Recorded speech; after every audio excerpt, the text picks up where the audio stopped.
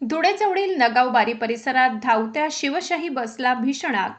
Short सर्किटमुळे आग लागल्याची चालकाची प्राथमिक माहिती. सर्व प्रवासी सुखरूप. सुदैवाने कोणतीही जीवितहानी नाही.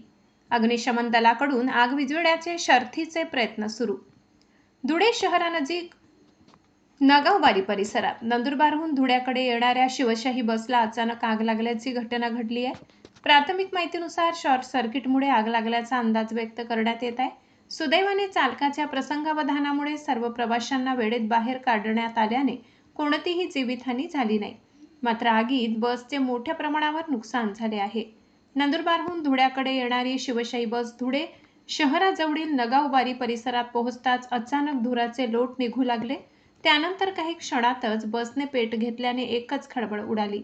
बस चालकाने प्रसंगावधान राखत तात्काळ बस रस्त्याच्या कडेला थांबवून सर्व प्रवाशांना सुरक्षित खाली उतरवले. त्यामुळे या घटनेत कोणतीही जीवितहानी झाली नाही.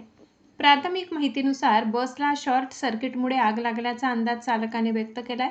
घटनेची माहिती मिळताच अग्निशमन दलाचे बंब घटनास्थळी दाखल झाले असून आग विझविण्याचे शर्थीचे प्रयत्न सुरू आहेत. या आगीत शिवशाही बसचे मोठ्या प्रमाणावर नुकसान झाले असून घटनास्थळी नागरिकांनी मोठी गर्दी केली आहे. आग लागण्याचे नेमके कारण अग्निशमन विभाग आणि संबंधित यंत्रणांकडून तपासले जात आहे. मा आशापुरी न्यूजसाठी मुख्य संपादक लाला चव्हाण यांचा रिपोर्ट. साजिद शेख. आम्ही 10 वाजता नंदुरबारहून निघालो.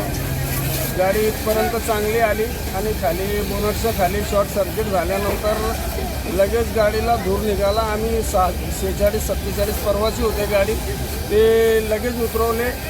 5-7 मिनटात लगेच गाडी पूर्ण पेटून गेली. प्रवासीला काही